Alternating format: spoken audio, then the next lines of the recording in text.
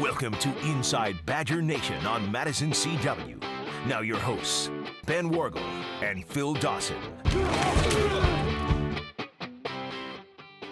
Welcome into Inside Badger Nation. Phil Dawson from the Big 1070, as well as Ben Wargle, the editor and publisher of Badger Nation, the magazine, and BadgerNation.com. And we are here for you today, bring you all kinds of updates on Wisconsin basketball. How about some Wisconsin hockey? How about some Wisconsin football? They're into their spring game, and we will hear from James White, spring practices, and we'll hear from James White talking about his pro prospects, how he could fit at the next level. But Ben, we have to talk about Badger basketball. An incredible weekend in Milwaukee, the first round of the NCAA, well, second and third rounds of the NCAA tournament. We all know what it really is. But pretty impressive performances both Thursday and Saturday, starting with that Thursday matchup with American where things were just a little iffy for 7-10 minutes or so, and then it was steamroller. I think you have to look at both games as a whole to really describe Wisconsin's weekend. You mentioned the American game where they just blew out American by 40 points, as a number 2 seed should do to a number 15 seed. An American style of play, slow, deliberate, kind of along the line of what Syracuse did to Wisconsin a couple years back. They really maximize their possessions. They shoot a high field goal percentage. They were 7th in the country in field goal percentage coming into the game, and Wisconsin held them to just 3 field goals in the second half, the entire second half. And I think you saw balance offensively. You saw Wisconsin start to feed up the crowd a little bit and really kind of steamroll an opponent that was really overmatched, that was going to rely on their tempo, and Wisconsin just took them out of the game. Now you move to the Saturday game when they played Oregon.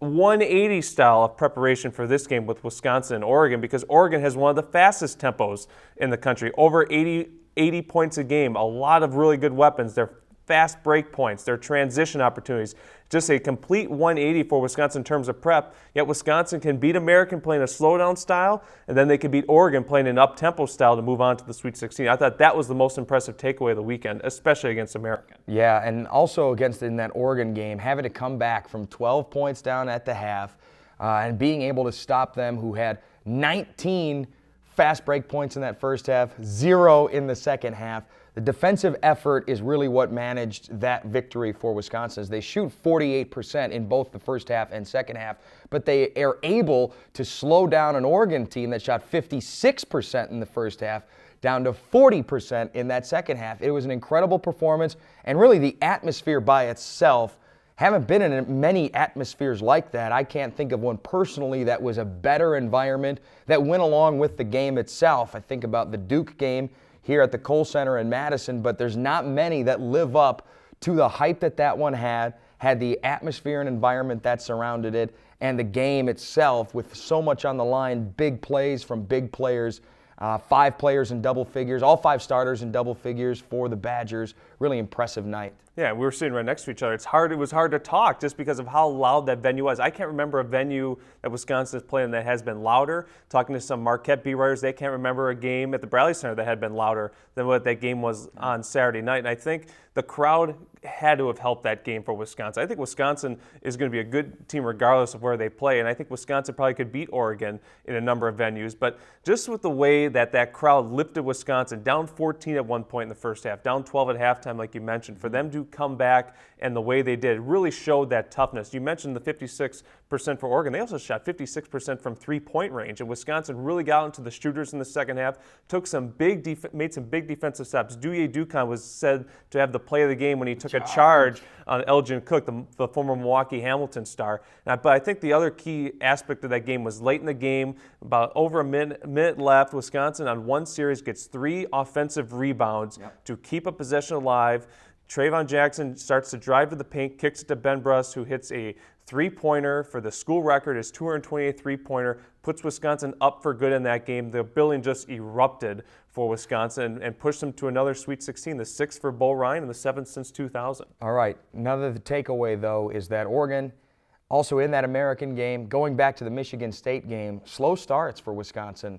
How do they get over that? Can they survive this deep with another slow start?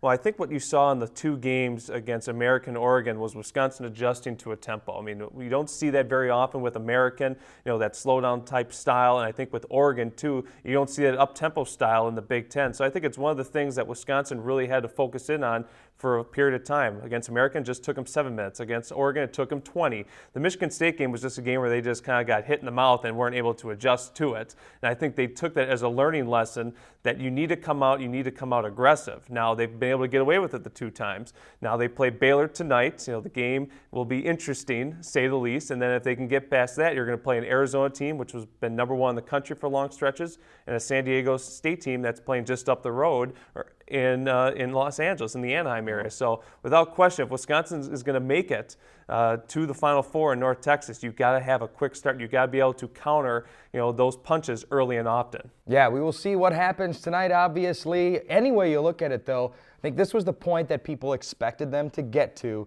and any further is just kind of the icing. And this is a good team that only loses 1 player after this year. It's hard not to think, no matter how far they go, national championship, that they'll have a great team next year too. Yeah, championships are the expectation this season and next season for Wisconsin. All right, when we come back, we're going to hear from Brian Posick, the voice of Badger hockey. They had a great weekend too here on IBN.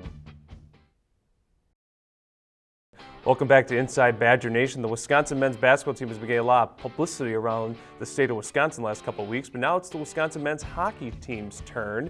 They're getting a #1 seed in the Midwest Regional, playing in Cincinnati Friday night. Here to preview that series is the voice of Wisconsin hockey, Mr. Brian Posick. Brian, welcome back. And we talked earlier in the year about this team and how they kind of had the expectations to win the Big Ten regular season title. That didn't happen, but certainly made up for it in St. Paul winning the inaugural Big Ten tournament. Yeah, and they got some help along the way too, because Ohio State upset Minnesota in the semifinals on Friday night. But the Badgers played well. They faced a hard-working Penn State team on Friday afternoon in the semifinals. Michael Mersch had a couple of goals. Joel Rumpel was solid in goal, and the penalty kill did a nice job, so they win 2-1. And then they face an Ohio State team that needed to win the Big Ten tournament to get an NCAA bid, much like Wisconsin had to win the Final Five in the WCHA last year to get an NCAA bid. Buckeyes jump out to a 2-0 lead. Wisconsin rallies. Buckeyes go up by 2 with 7 minutes left. And then 3 seniors come through, Jefferson Dahl, Tyler Barnes in regulation. Mark Zangerly scores the game winner in overtime, and they get the #1 seed thanks to some help elsewhere. Yeah, well, Mike Hughes has talked a lot about how hard it is to end a team's season. He had to do that twice. What did the last 7 minutes tell you about the Badgers against Ohio State? Because Wisconsin's road record this year isn't sparkling, but yet they won 2 big games and ended 2 teams this season up in St. Paul. Yeah, well, I guess it tells you that they really don't care about the other team. They care about themselves. And, this is a team with 9 seniors and 16 upperclassmen, and they've been in a lot of tight games this year. There have been 16 games decided by 1 goal. And if you look at empty net goals along the way, too, they've been involved in 20 games that have come down basically the last minute or two this season and been very, very successful. But their goal was to get to Philadelphia and play in the Frozen Four and win a national championship. So they took a nice step last weekend in St. Paul, and now we'll see how they do at the Midwest Regional in Cincinnati. What have you seen different from this team maybe the last 2 or 3 weeks that you didn't see in the middle part of the season, specifically on the road? I mean, they've ended the season basically with 6 straight road games now. What have you seen here that gives you kind of some promise heading into the postseason play for this team? Well, Joel Rumpel in goal had been huge. Wisconsin's been one of the hottest teams in the country since December 1st, 20 wins, 5 losses, and a tie, and a lot of that had to do with Joel Rumpel. But the junior goaltender struggled a little bit, giving up 14 goals in his last 4 games. That's where the offense has picked up. In particular, the move that Mike Eves made a few weeks ago, moving Nick Kurdilis up to the left wing with Mark Zangerly in the middle and Tyler Barnes on the right, has certainly helped propel the offense. And that threesome has just been red hot as of late. And it may very well be the best line in all of college hockey, minus a threesome from Boston College, headlined by Hobie Baker Award candidate and likely winner Johnny Gaudreau. Now, we've seen Wisconsin obviously get the #1 seed now going into the Midwest region. They're playing North Dakota, an old rival, the WCHA. What have the players kind of said about this weekend preparing for this game? Usually when you get into tournament time, you're playing an unfamiliar foe. These 2 teams know each other quite well. Actually, the players and the coaches are all pleased that they're playing somebody that they know. Last year they went and played UMass Lowell. A team that had a lot of leaders, a freshman goaltender in Connor Hellebuck, who's one of the best in the country, but they were unfamiliar with the Riverhawks, and they jumped on Wisconsin early and pasted them 6-1. So now they feel pretty good about the fact that they're facing a team that they had just faced last year in the WCHA. They're similar teams, except I think Wisconsin has a little bit more high-end talent offensively. And as far as goaltending, I'd give the edge to Joel Rumpel over Zane Gothberg for North Dakota. But there's they just feel comfortable knowing that, you know what, we've seen this team. We know this team. We know how they coach. We know how they operate. They're a nasty lot, and I think Wisconsin's looking forward to facing that too. You look at the Mike Eves era in 2006, they won a national championship in Milwaukee. In 2010, they lost a national championship to Boston College and Detroit. Now 4 years later, it kind of goes in the 4-year cycles.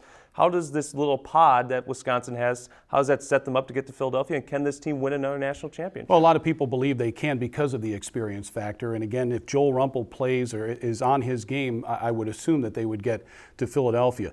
To have a first-round matchup with North Dakota, though, I think that might be the toughest of all the first-round games, except for maybe St. Cloud State and Notre Dame in the West Regional in St. Paul. But then after that, it's Ferris State, the regular season champs from the WCHA, and Colgate, which is a decent team too. But if you can get through those two, you're going to be facing most likely Minnesota in the national semifinals on April 10th.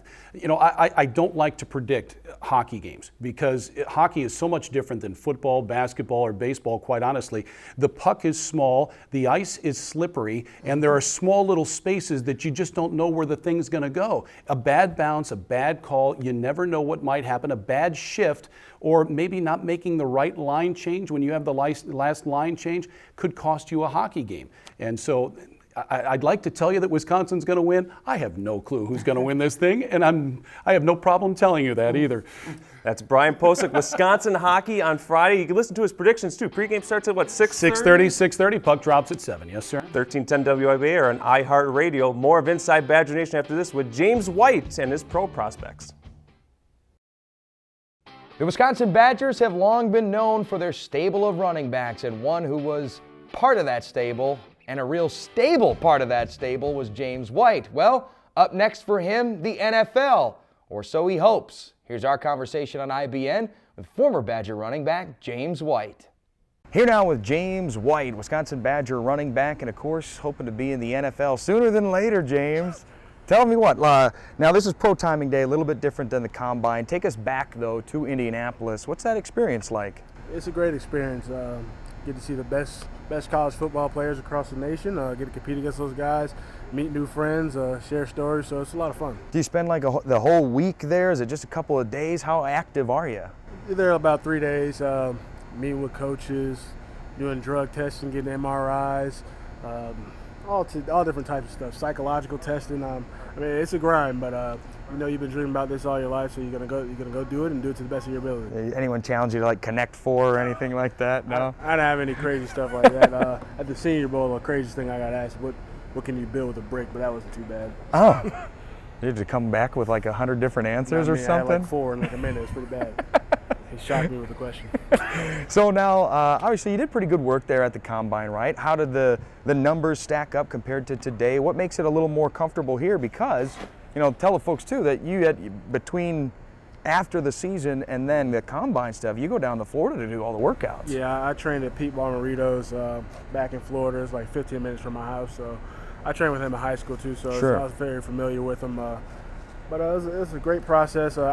I thought my numbers were pretty well at the Combine, so I didn't do any of the drills here. I just did position work, caught the ball a little bit, and just hope I was in pretty good shape and go out there and catch the ball, catch each and every ball that was thrown to me. Now, this is interesting too because the way the NFL has gone, we've seen teams, you know, go away from having just like, hey, this is our running back. We have this one guy, and I would suppose that this is something that is right up your alley here because you can do, I mean, probably anything they ask you.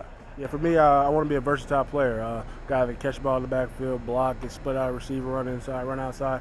In today's day and age, you got to be able to do it all. So that's what I want to do. Make sure I don't have any weaknesses and go out there and compete from day one. How did playing here at Wisconsin, do you think, help prepare you for the next level? I think it prepared me very well. we run a pro-style offense, very similar to some teams in the NFL, so I think it'll translate very well with pass protection, running the football. The schemes will be pretty similar, so I feel very confident in my ability. Yeah, when you look back on some of the career highlight stuff, because now it's the new chapter of James White's career, what things stand out? From playing here at Wisconsin? Yeah. My freshman year, definitely beating Ohio State. My freshman year, that was definitely one of the greatest games to be a part of.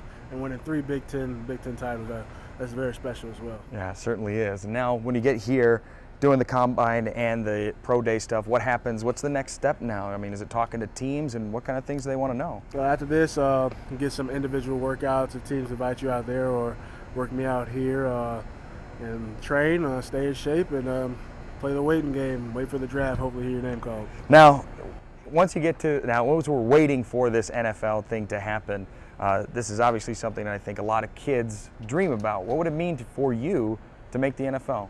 It mean a lot. Been working hard my whole life for this. Put so much time, so much effort.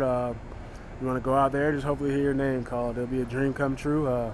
My parents supported me throughout my whole process. Done a lot for me.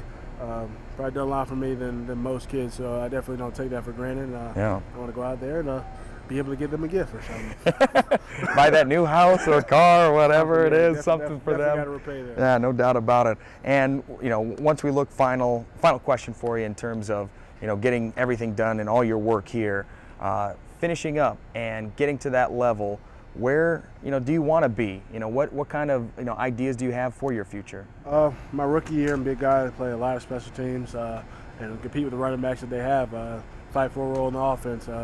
Get on the field as much as possible. And after that, I just want to prove that I could be an every down back in the NFL. Most people think I'm just a change of pace guy, so I just use that as motivation to go out there and show them what I have each and every time. Okay, one final one. Now, when you look at running backs, either in the past or that are currently in the league, is there someone that you can say, I can be like what this guy does? Me, kind of like a Barry Sanders and a Brian Westbrook. That's what I kind of.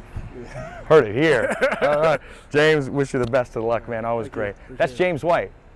That's former Badger running back James White. And, listening to him talk, Ben, I think, and even watching him play in the way the NFL looks these days, is that he's a guy that can be productive in the NFL in some way, shape, or form. He can do a little bit of everything, maybe not outstanding at one thing, but he has an ability to run, catch, block, and is a good character guy too. I think the last 2 things you said is what really impressed me about James White this senior year. When James White kind of came into this last season, you knew he had the running aspect to him, but being an every down back I think was key, and that's what separated him late in the season from Melvin Gordon. He could be on the field for those pass protections, for those catches out of the backfield. And I think him being in space is kind of that vital weapon that teams, especially at the next level, are looking for. I think that's kind of what kind of developed him into that kind of player for Wisconsin. And to get him in that mold is going to be key for him going forward, is that he can do a little bit of everything. He can catch, he can run, and he can block. And I think NFL teams, when you're going to spend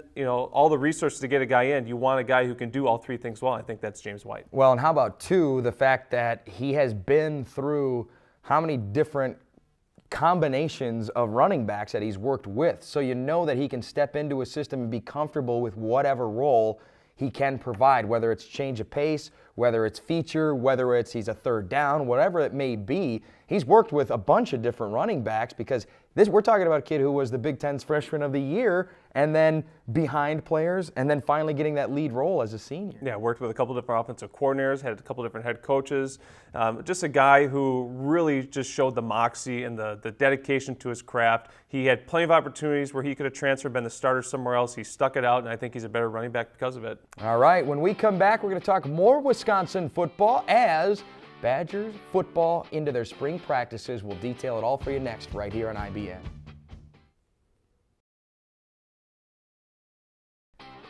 We invite you to check us out on YouTube. All you got to do is type in Inside Badger Nation to the little search bar. That's at youtube.com. You should probably know how to do that by now. You're an adult. Also, follow us on Twitter at InBadgerNation. Keep up on the latest that we'll be doing on this program. And we ask you to email the program, InsideBadgerNation@gmail.com, because each and every week we have our email of the week, brought to us by 608 Restaurant and Bar. That's 212 State Street, where 608 is more than an area code. And our email this week, Chris in Madison asks, how have the Badger football team looked at spring practices? Well, Ben, this is a good question for you because we just, this week, getting back to practice as Wisconsin had spring break a week ago, and now they're back, and the quarterbacks, I think, are taking center stage. My biggest storyline, Tanner McAvoy competing for that spot. What is your starting point for the storyline through the first couple of weeks of spring practice? Well, today was practice number 8, so a little over halfway done. I think from the offensive standpoint, the obvious is the quarterback play. And the hardest thing to judge about the quarterbacks is they haven't been outside yet. It's been so darn cold around here that they've been forced to stay inside the McLean Center. So you look at what Tanner McAvoy's done. He went into spring break playing very well. They had a scrimmage on the Thursday before their break, so 2 weeks ago, performed very, very well in like about a 30-place scrimmage.